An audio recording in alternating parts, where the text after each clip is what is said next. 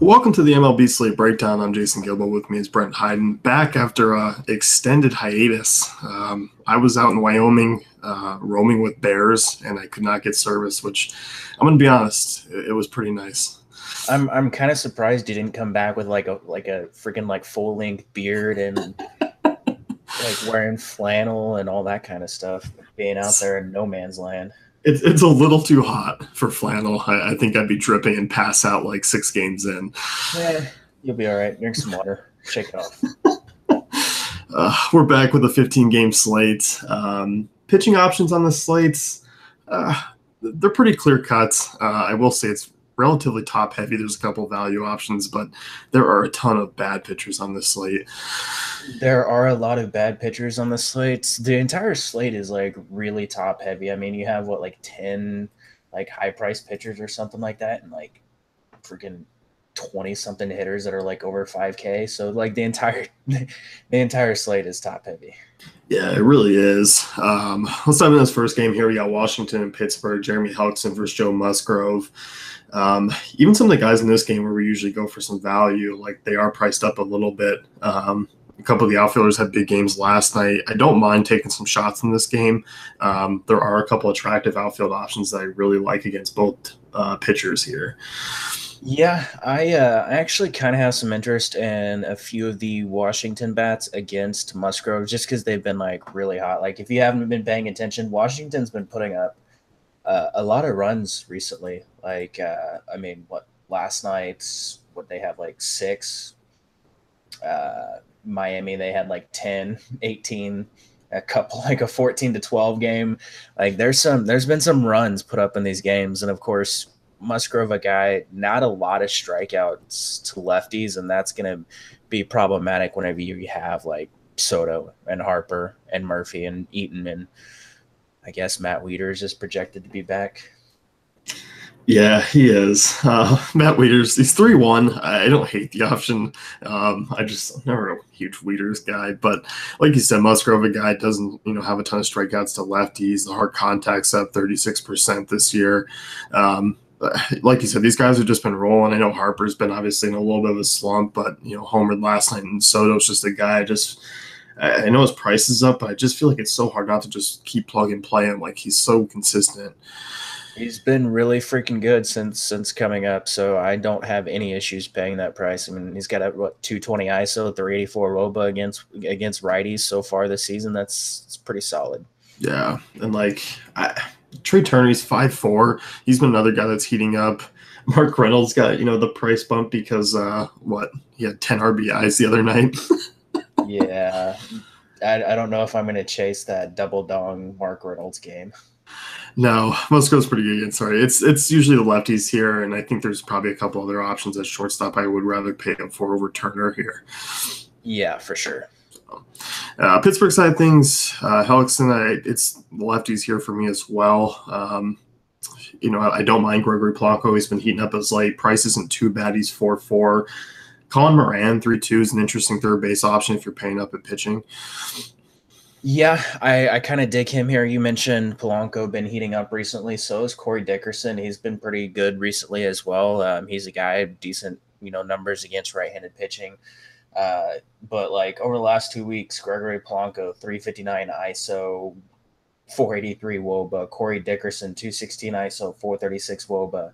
Even like Elias Diaz, Starling Marte, these guys have been hot. David Freese has been hot over the past 2 weeks too. So I like some of these guys where they're priced fairly, so you can get like some of these expensive pitchers in.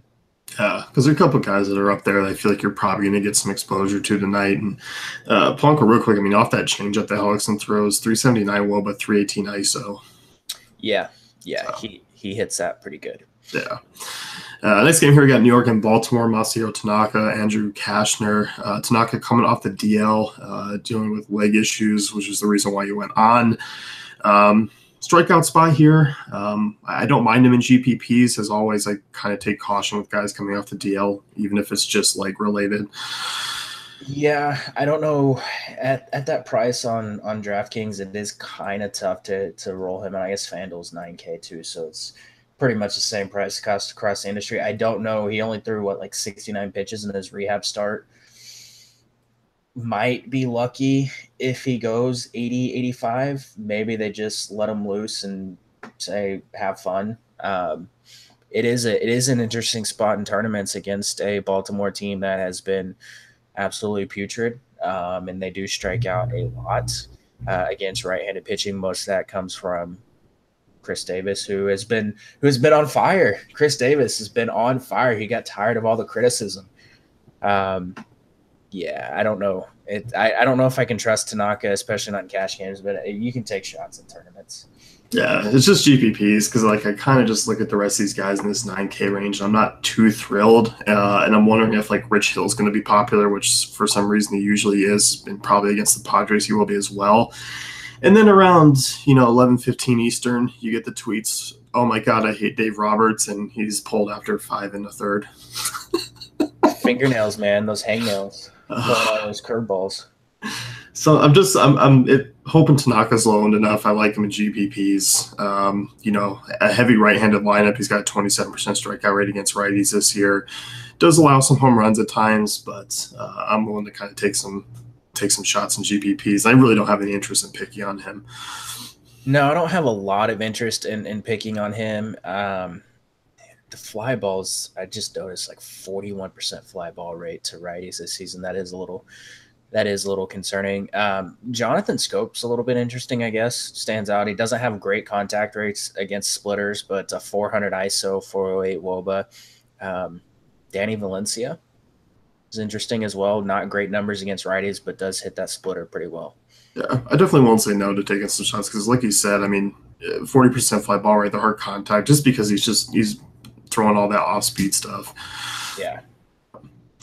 Yankees against Andrew Kashner. We've been down this road numerous times already this season. Do you want to go here? Go ahead.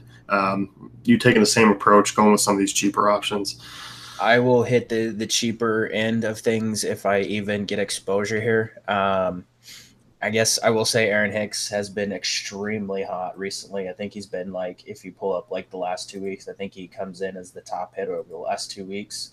Overall in baseball. That's kind of crazy for Aaron Hicks. So I don't hate using him.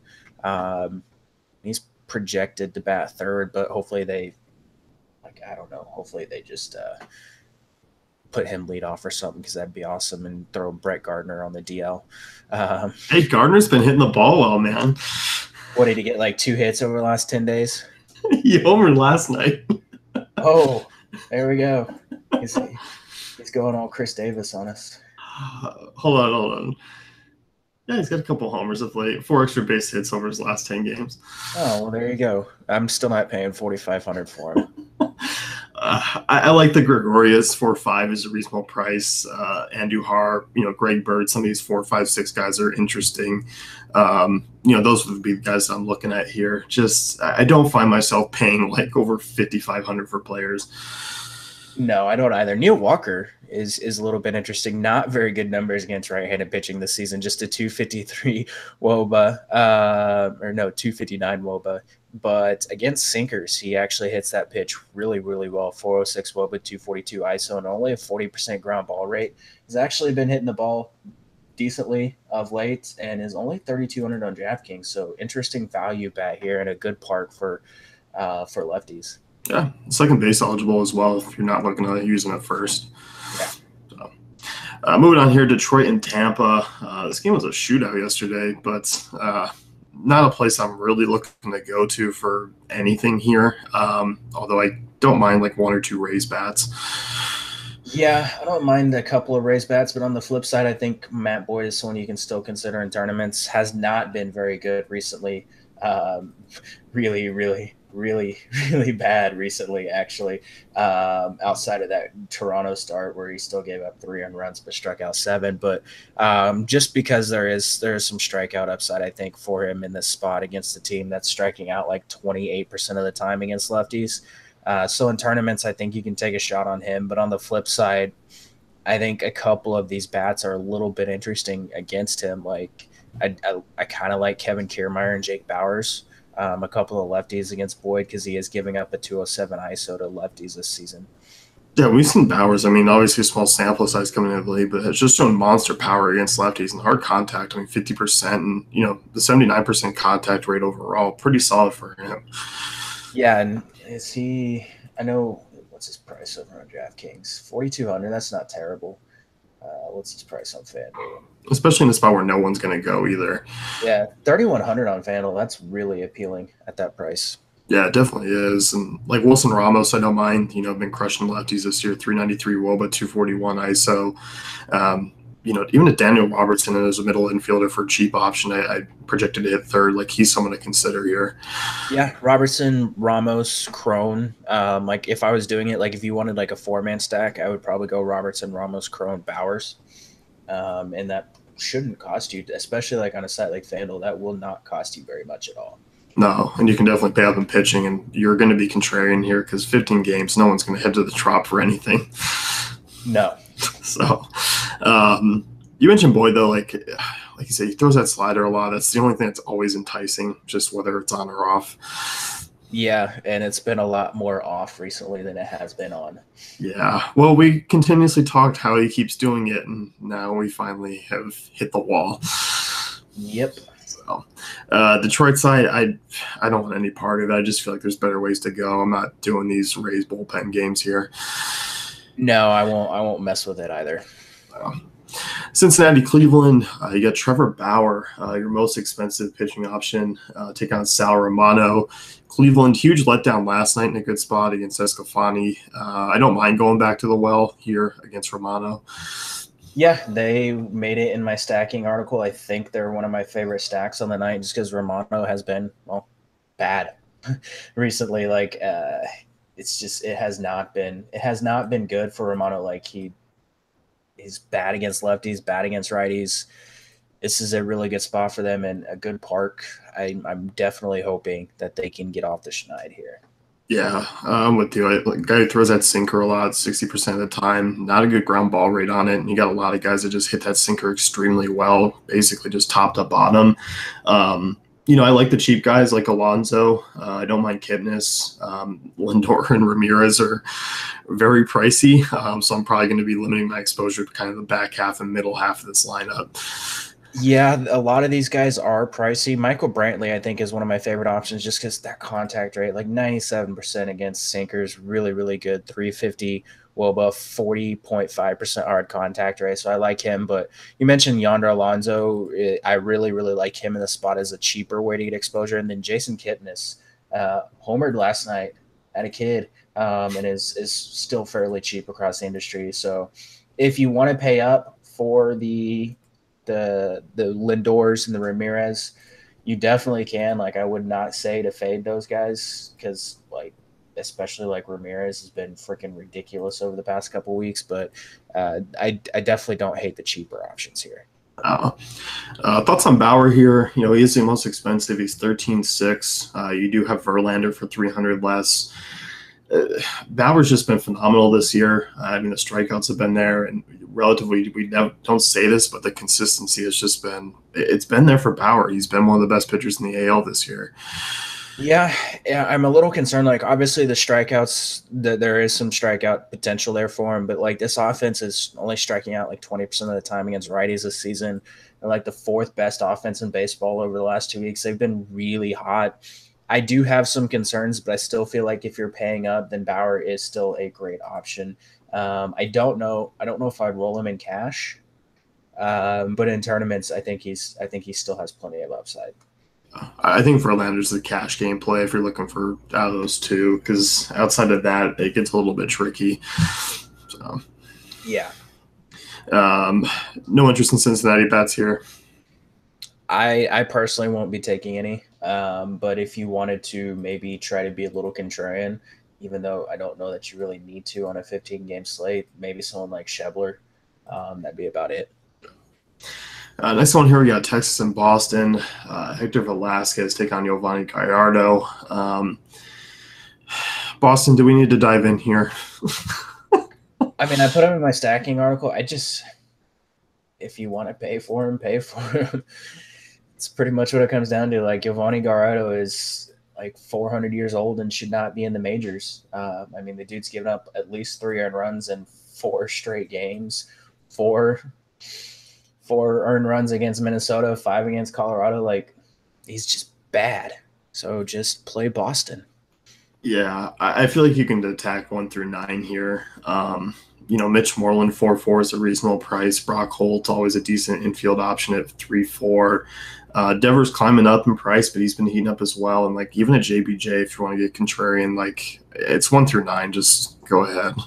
Yeah, I do like if you want to get some of the bottom half exposure, like Holt, Devers, Bradley. I think Swihart's projected in the lineup, but I don't want to touch him because he's terrible. But like the Holt, Devers, Bradley is interesting if you want to be a little bit contrarian and get a little bit cheaper because like Bradley and Devers, decent numbers recently. Like they got a new hitting coach or something, and it's kind of helped. It's really helped both of those guys, I think. Yeah. Devers has been a guy who's been hard contact's been up of late. Starting to finally get a little bit, lucky with some of those hits, both of them, just because the hard contacts have really been there all year. But yeah, 1 through 9, they're all in play. Texas side of things, Velasquez making a start here. I don't mind some Texas bats in this spot. I think they're interesting. I think they're a spot where you can be contrarian, and they're at fairly reasonable prices outside of Chu. But I think Chu, just the way he's played this year, is kind of deserving of that. Yeah, he definitely is, and he's been really, really good of late as well. So, like, if you want to take a shot at him, Velasquez is a guy. I mean, he's coming out of the bullpen. I don't know how long is he going to be. How long is he projected to pitch? I wouldn't expect him to go probably past 5 innings here. I think maybe 3 or 4 innings is probably where he's going to land. And then you're probably going to get, a long relief guy in there. So it's going to be a bullpen game basically for Boston. Yeah. I mean, Velasquez, 45% fly ball rate to lefties. So if you want to take a shot on Chu, Mazzara, like Odor, Gallo towards the bottom of that order, you could maybe take a couple like home run shots off those guys. Yeah, that's where I'd be looking, trying to get some pop here. But that's about it. Yeah. Moving on here, Milwaukee and Miami. This one's interesting here. Pablo Lopez versus Ulysses Chacin. We see Miami kind of come to life a little bit of late. I don't know what to do with my life now that Miami's actually hitting. Taking Josh Hader deep back-to-back is, send him to the playoffs. Yeah, they just like win the World Series. This is a game that, obviously these Florida games tend to get overlooked. Lopez, a guy who's mainly struggled against righties. It's a small sample size, but I don't mind taking some shots in this game. Like, I feel like it's going to be overlooked, and I still feel like there's a lot of power. Yeah, I think Jesus Aguilar is, I think, the guy that I have the most interest in from like the Milwaukee side of things. Dude's just continuing to rake 323 ISO, 403 WOBA against righties. You mentioned small sample for Lopez, but 418 WOBA, 417 ISO allowed to right-handed hitters this season. Aguilar is probably going to be my favorite option here, but I don't hate like taking a shot on like Lorenzo Cain. Eric Kratz behind the dish is a little bit interesting. I guess Tyler Saladino. Yeah, he's been clubbing the ball this year since coming up. He ruined my night. What was that, Friday, I think is when he homered or something like that. I was like, why are you giving up a home run to Saladino? Hey, man, 359 ice off righties this year. Yeah, it's all in that mustache. Does he even still have the mustache? I haven't seen a new picture for him. If he doesn't, I'm not playing him. I do like those names. Like Aguilar's just been a dude that just, God, insane numbers of late. Travis Shaw's relatively cheap at 4-4. I know we mainly like the righties here, but he's still an interesting guy. A guy who does throw that sinker a lot, and he is a ground ball guy. But you still look at like Shaw and Aguilar and Yelich, all these guys, still relatively good numbers. Yeah, for sure. So, Miami side of things here. I don't mind like the Dietrich and Boers here in this spot against Chacin. Yeah, those I think would be the two primary targets I have. Like Justin Boers is still really cheap, 3,700 on DraftKings. Where is he on FanDuel? 3K. A guy with just insane power against righties, 235 ISO, 362 WOBA so far this season. So he's someone that I don't necessarily hate. JT Riddle is a little bit interesting as well. He's actually been hitting righties pretty darn well this season. 205 ISO, 359 WOBA, 3,500 on DraftKings at shortstop. Not a terrible option either. No, definitely not. It's lefties here as usual against us team. Yeah. Philly and New York. We got some pitching options here that we had to dig a little deep into. Enyel De Los Santos for the Phillies, Drew Gagnon for the Mets. De Los Santos not bad minor league numbers. Showed some decent strikeout stuff. His ERA was under 2. I don't hate taking a shot here. Yeah, I think he's going to be one of the guys that I use on DraftKings to fit some expensive bats. A guy you mentioned, 22, 23% strikeout rate in AAA this season. He doesn't give up a lot of fly balls. Not really a ground ball guy, only 44%, but he is a little bit interesting going up against the Mets because, well, it's the Mets and they're terrible and they should just be relegated. Yeah, when you look at this projected lineup, 303 WOBA, 161 ISO, and a 25% strikeout rate, I don't mind taking some shots against anyone. If Jamie Moyer came back, I'd be sure, let's sign you up for 5,500. Yeah, I would probably do that. Get Dan Herron out there, and I might question whether I want to use him. Oh man, he could tweet mid-inning too, and just live tweet his start. He'd just be throwing tweets at Mets batters, and they'd be striking out. Philly side of this one, Gagnon's obviously a guy who hasn't pitched in the majors. I more have interest in De Los Santos here, but I don't mind taking some Phillies bats against him, especially because people just tend to overlook. They don't dive into these new pitchers, and they're just kind of relatively faded. Yeah, I don't. The thing is he's Gagnon's Gagnon. Gag me is a ground ball guy, so I don't know that I want to pick on him too much. He's 60% ground ball rate in the minors, so I guess maybe I would take a shot on a Rhys Hoskins, Carlos Santana, guys that can get some lift on sinkers. Yeah, Hoskins obviously 32% ground ball rate and just ridiculous numbers overall. Nick Williams surprisingly has some good numbers despite that 63% ground ball rate against sinkers. I don't mind some of these guys. Prices have finally come down a little bit on Odubel Herrera and Santana. So I kind of like it a little bit here. Yeah, they're certainly worth taking a look at if you're wanting to maybe get a little bit of a contrarian stack going.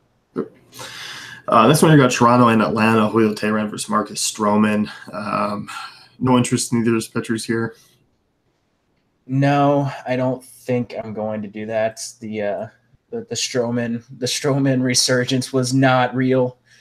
It definitely came back to earth whenever he got obliterated by the Mets in his last starts, and I definitely don't think I'm going to try to take a shot on him tonight. No, both these pitchers not in a good spot here. It's a good ballpark for some of the lefties, which I like. Which I actually kind of like some of the Toronto bats in this spot against Teheran. The Grandersons, Solarte, Smokes, I really like in this spot, and they're all reasonably priced. Yeah, I absolutely love Curtis Granderson here. We know Teheran's a guy that struggles with lefties. He's struggled with lefties for years. 347 WOBA, 196 ISO so far this season, 41% fly ball rate, 43% hard contact rate. He throws that 89-mile-an-hour four-seam fastball almost 50% of the time. Curtis Granderson, just a 599 WOBA and 769 ISO against the pitch. It's pretty good. Even someone like Teoscar Hernandez, great numbers against it. Yang Jarvis Solarte, 567 WOBA, 318 ISO. I'm just realizing I should have put the Blue Jays in my stacking article at this point. I was about to say this. The front four here is a very good stack. I do like them, and they're all reasonably priced. Yeah, they're all pretty fairly priced. Atlanta side of things here, obviously looking for guys that hit sinkers well. Braves have kind of been cooled off. I don't really love their price tags. I'm not looking to pay 4.4 for Inciarte. I don't think I can pay over $5K for Albies and Freeman, and I'm certainly not paying 4.9 for Markakis on this slate. Um, Different prices, I like it, but I don't know. I can't go here. I mean, I'll never say no to Freddie Freeman, but that'd be about it. Yeah, it's just these prices are just too steep here. Yeah, I agree. So, moving on, next game, we got Kansas City and Minnesota. Aaron Slegers take on Ian Kennedy. Twins keep getting projected for over 5 runs, and I don't know why, because they've been awful. Yeah, they're the Twins. I'm waiting for them to break out. Like, there's been a couple of these Twins bats that have been pretty good recently, but for the most part, they've just been just an abject disaster, and I'm tired of stacking the Twins. Yeah, my thoughts exactly. If you want to go here, it's going to be contrarian. I still don't mind like the Jorge Polanco and Eduardo Escobar middle infield type deal. Like, those guys are fairly cheap. Brian Dozier, he's been a little bit better against righties this year, 199 ISO. Hard contact's actually there, unlike it is against lefties. And against this range of fastball, like, him and Eddie Rosario really stand out. Over 400 400 WOBA, over 200 ISO. Like, those are kind of the two that I'm really focusing in on. Yeah, and Dozier's actually been hitting really well recently, like 356 WOBA, 235 ISO over the last 2 weeks. I mean, that's really well for the Twins. That'd probably be like bottom 100 if you were looking at like the top players over the last 2 weeks. But Dozier's interesting. They just need to start giving Jake Cave like every freaking day at bats. I would actually have a lot of interest in Jake Cave if he graces the lineup. I know he's projected right now, but he's someone that I think is interesting from a value perspective. And then you mentioned that the Polancos, the Escobars, Rosarios. I guess they bumped Polanco down. He was batting up towards the top of the order the past few days. They bumped him down last night, but he's still pretty cheap in certain spots. Yeah, even like a Max Kepler, he's been a little bit better. And against this range of fastball, Kepler, 431 WOBA, 329 ISO. He's not quite as cheap as he was prior, but 3,900 is not a bad price tag. No, it's not. Kansas City side of things here. Slayer's a guy who hasn't pitched much this year. Mainly the damage has been by right-handers, but still hard contact, over 45% to lefties. I don't hate like taking some shots on like Moustakas or Perez or Duda here. Yeah, those would be the guys I would mostly look at. Perez, obviously someone that we can consider behind the dish, even though he hasn't been hitting righties very well this season, just a 152 ISO, 273 WOBA, but a guy that, we usually can count on. But Moustakas is very interesting, 243 ISO, 347 WOBA against righties so far this season against those fastballs that Slegers is throwing 55% of the time, 498 WOBA, 404 ISO. So I definitely think he's someone that we can consider, and maybe even like an Alex Gordon might be a little bit interesting. Yeah, I can get behind that for a cheap guy. It's $3K. Like you said, Perez, hasn't hit well, but 44% hard contact against righties this year, and that price has dropped quite a bit on him. Yeah, it has. Wow. Oakland and Houston next here. Justin Verlander versus Sean Manaea. Verlander bounced back after 2 bad starts, I guess. Finally showed that he's a real human being. I like him a lot tonight here. He's my number 1 on this slate. Yeah, I'm guessing he was just like fighting with Kate or something, and he was just depressed, and he just wasn't pitching very well. And so, I would be depressed if I was in the doghouse and I was, with Kate Upton. Yeah. Say she shut the gate, that could throw off a couple starts for sure. Yeah, it would probably throw off more than just starts. Buzzy's back, so everything must be fine and well. Verlander here, over 30% strikeout rate this year, gets an A's team that has been playing well. They've been really good of late, but Verlander's at home here against this A's team is, for me, it's the best spot on the board. I completely agree. There's really not much discussion that's needed. The dude has a ton of strikeout upside in the spot. It's Justin Verlander. Yeah, he's the safest pitcher on the board, period.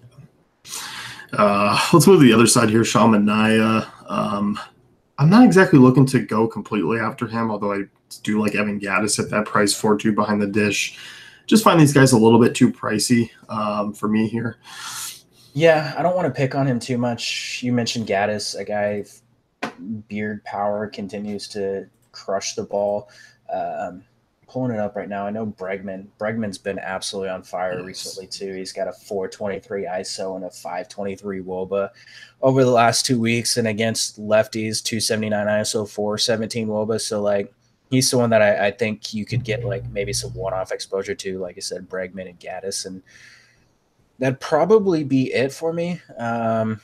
Maybe a Max Stassi or a Tyler White. Yeah, it's definitely kind of the cheaper back half like guys here like that I have the interest in.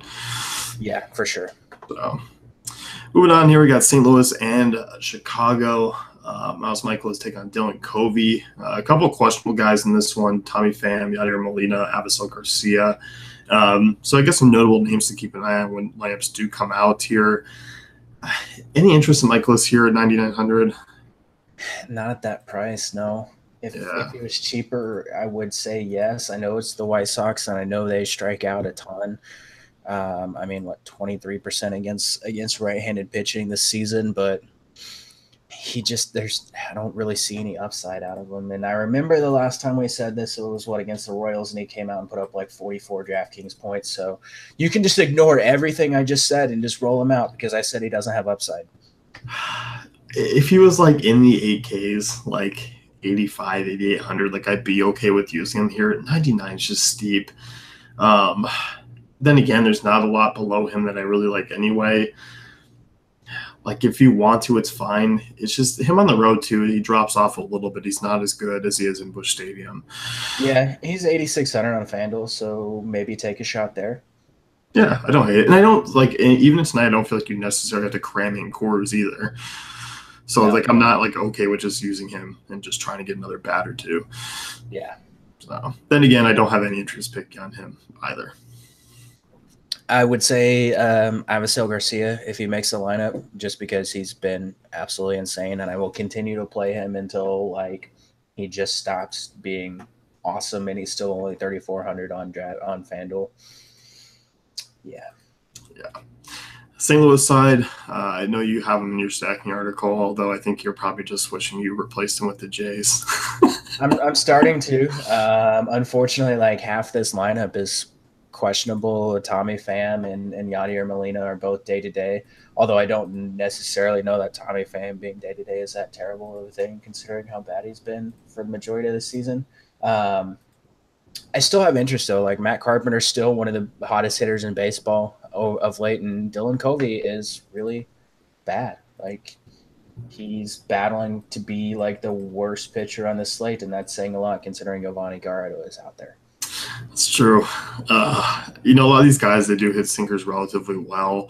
I just wish there was maybe one or two lefties that can get into this lineup over some of these names. You mentioned Carpenter, a guy I really like here. A bit expensive, but I do like him at the hot corner, 4,800. Jose Martinez, a guy who's interesting. Marcelo Ozuna, a couple of guys. Like you can go here. Dexter Fowler's been god awful, but if he gets in the lineup, I don't hate him as a value. If Tommy Pham is out, I don't know how he doesn't get in the lineup, but I don't know. Maybe they pull out a ball boy or something, or a bat boy, and put him out there because I know. Apparently, according to the Athletic, there's like a huge rift between Matheny and Fowler, and like they just refuse to speak to each other. Yeah, he doesn't get the morning motivational texts anymore. It's so crazy. Paul DeYoung is definitely interesting. Back from the DL, 401 WOBA, 203 ISO against that sinker. He's been hitting righties really well this season. He's someone that I have some interest in at shortstop position. Yeah, I like that call there. So keep an eye on the lineup. Definitely enticing. Definitely an upgrade as far as ballpark goes as well. Yes, for sure. Colorado, Arizona next year. It's in Coors. Tyler Anderson taking on Patrick Corbin, two lefties. Any way Corbin can actually limit some of these guys here? Maybe. I'm not ready to just go all in like I usually am with Colorado righties against a lefty. I definitely don't think I'm going all in. It's kind of tough though, because it's one of those, if that slider's working for him, then he's going to just mow the Rockies down. Like outside of DJ LeMahieu, these guys all pretty much struggle to make contact with the slider. I mean, LeMahieu and Blackman. Outside of that, everyone's below like 70%. So, and you're going to get like Noel Cuevas and Pat Valleca at the back of that lineup that are, going to strike out a decent amount. So he might be worth it in tournaments. Like you would get him really, really low owned. I will say that. Yeah, like I think there's still some strikeout upside here. You mentioned like the contact rates are just abysmal after you really get past Blackman, and I would usually like to take some shots on like a Story or even a Desmond at that price because Desmond's hit lefties well this year. It's just I don't know. I think 15 games, I'm still going to go to some other offenses, and if I'm going in this game, it's probably just going to be the other side because I feel like there's better price tags. Yes, I agree with that. So I will say I don't mind Chris Iannetta, who has formerly caught Corbin in the past. Yeah, you always have the former catcher pitcher narrative. So Arizona, though, I like some of these bats. The Nick Ahmeds are fairly cheap. Marte, Steven Souza, John Ryan Murphy, like all these guys are really nice price tags. Yeah, I really like those guys. Pollock continues to hit really well since coming back. They're all expensive, or like Pollock's expensive, Goldie's expensive, but like some of the cheaper options like the Ahmed that you mentioned, not terrible here. The biggest concern I have is Tyler Anderson actually has been really good against righties this season. 289 WOBA, 169 ISO allowed. A little concerning if I'm going to be paying up for some of these righties. Yeah, I mean, I definitely agree. Like we saw what Anderson shut down. Who was it? Just in his last start. San Francisco. I mean, he's been good. He's had 8 strikeouts in 3 straight starts. Yeah, I mean, I definitely think there's some risk going to Coors and going all in on Coors tonight. But like I said, if I have a preference, it's still probably going to be Arizona. Yeah, what is Ketel Marte's price? He's 4,200. That's not terrible for him, and he's hit lefties really, really well this season. 274 ISO, 400 WOBA against him. Yeah, and like John Ryan Murphy, like he's my dude behind the dish at 3,500. Yeah, he just continues to rake until like Jeff Mathis gets put in and crushes my dreams. like Alex Avila or something. Let's get out of the Coors here. Seattle and LA. We got Garrett Richards. Yeah, Garrett Richards taking on Mike Leake. Any interest in Richards here? I like his price, 8,400 on DraftKings. It's definitely interesting. I know Seattle, not an offense that we like to attack too often, but I mean, he's definitely interesting. I mean, he's got like a 28% strikeout rate this season. The off-speed stuff's been working for him. I don't hate taking a shot again on him at that price tag. When have we ever not liked his price tag this year? That's true. I don't mind him in tournaments. There is some upside. We've seen some strikeout upside against Seattle from him in the past. He does kind of seemingly have their number. I know the game that he left early kind of deflated his overall stats against Seattle, but I mean, 8 strikeouts in 2 of the 3 starts that he was healthy for. He's got that good slider. Yeah, I think there is some upside here for him, and I'm with you. Usually I don't like to attack the Seattle team, and they usually just don't stand out on paper as one to attack for a lot of people. So I think you can get Richards at relatively low ownership. Yeah, I completely agree. I absolutely love him in tournaments. Not really looking to attack him here. I will say Mitch Haniger still against slider, heavy pitchers is worth a look in GPPs because he has actually really good numbers. That would kind of be the only guy. Yeah, he's about the only guy that I have any interest in here. LA side, I don't mind picking on Mike Leake, especially with some of these price tags. And if Cole Calhoun's leading off here, he's a punt outfielder to at least take a shot on. Yeah. We say that with such enthusiasm. 2,900 on DraftKings, like it's definitely worth a shot. Like he might get you a couple points if he walks or something. He can just stand up there and like not swing, just with the bat on his shoulder and possibly get like a walk or something, and then hopefully someone drives him in. I'd be okay with like a hit by pitch. No, Avisail Garcia to the DL. Oh, I know. In the pod, my night's over. Just cancel. Just delete. I kind of like the Angels in this spot against Leak. Like a guy throws that cutter a decent amount. He throws a sinker. Like Mike Trout hits cutters really well. 540 WOBA, 513 ISO. Justin Upton, 370 ISO, 433 WOBA. Luis Valbuena, 208 ISO. Pretty solid numbers there. And then you get into the guys that hit sinkers really well. Pujols, Ohtani, Valbuena. Some interesting names to keep in mind. I don't think anyone's going to look at him here tonight. No, I'm with you. I like them. Outside of Trout, they're relatively cheap. I think they're a good lineup filling team. I think you can stack them here.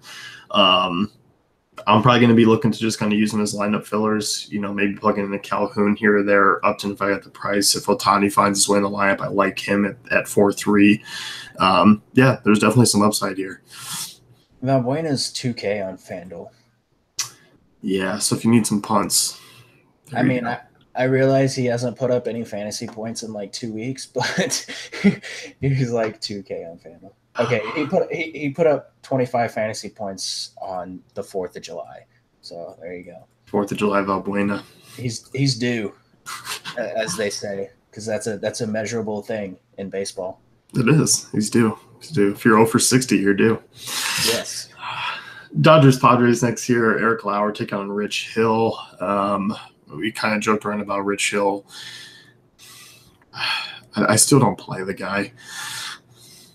I will say, like, there's some potential for him to have a good game, but like the daily like disclaimer of Dodgers pitchers, like we just need like something that flashes up on the bottom of the screen that says Dodgers pitchers are always risky because Dave Roberts is an a-hole that pulls his pitchers at like 74 pitches when they have a no-hitter going. And I think still like the strikeout upside's there.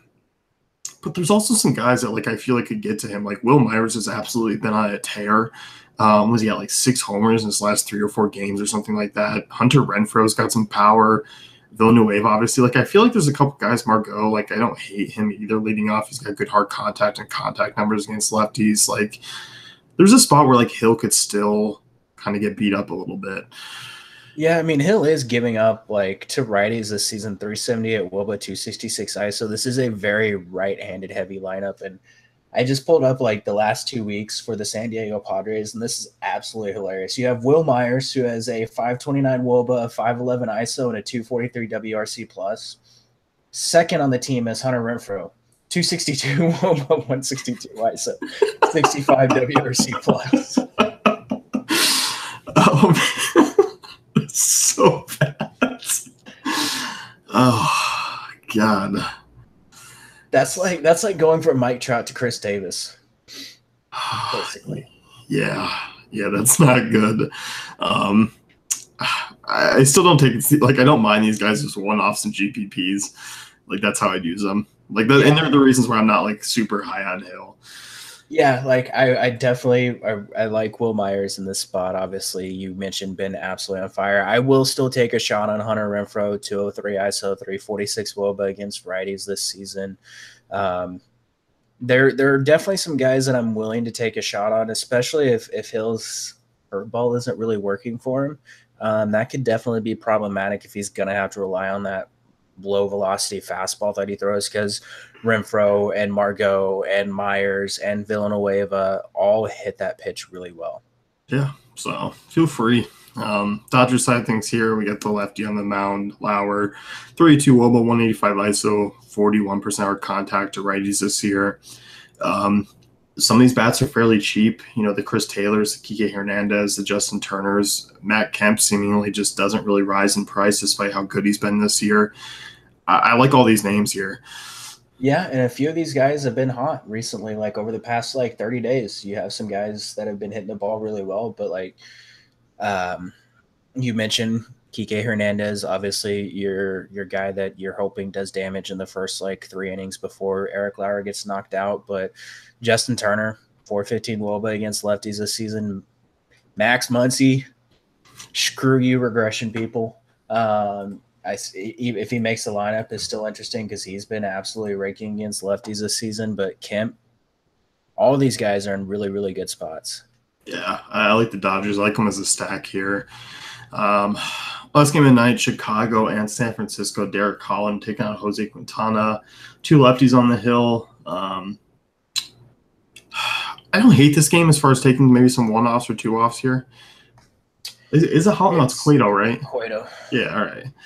I was like, Holland, wait, what? Huh? Who? Yeah, for some reason he's popped up on this page. But yeah, it's Quintana. Or Quintana Cueto here. Yeah, I definitely won't be touching Cueto as far as pitching goes. I don't know that I really want to take anyone against him outside of like maybe 1 or 2 bats. On the flip side, like Quintana, man, I hate this dude. He's so like off and on. It's ridiculous. I don't like this game. I'm going to backtrack here because I thought it was Holland. I don't have any interest in this game as far as 1-offs go. Yeah, I'm not touching anybody from the Cubs. I will take a couple shots on some guys against Quintana. Corey Keys, Hernandez, McCutcheons, Austin Slaters, those guys, where they're cheap. Yeah, cheap outfield options. I don't hate them there, especially McCutcheon. Yeah, he's 3,900 on DraftKings. That's pretty fair price. Yeah, I don't mind that. Home run calls. What do you got here? Curtis Granderson and Matt Carpenter. Damn it. God. Give me Yonder Alonso and yeah, this is tough. Give me Aaron Hicks. There you go. And Fuego. That's it for us. I'm back. I'm still in Florida, so we'll be back Wednesday. No Mountain Man for me for the rest of the year. You have to show up to tomorrow's like recording wearing like a fake beard and flannel shirt. If I can find it, like I'll try and make one. I'll just patch socks together and just wear them on my face. But you got it. Just shave your head and then just use that. I do wear hats all the time, so maybe I can get away with it. But we'll see. Well, I'll have something planned for tomorrow. There you go. That's it for us. You can know DaveFantasyCafe.com. You can check out our tools and content, and we'll be back tomorrow. Good luck tonight.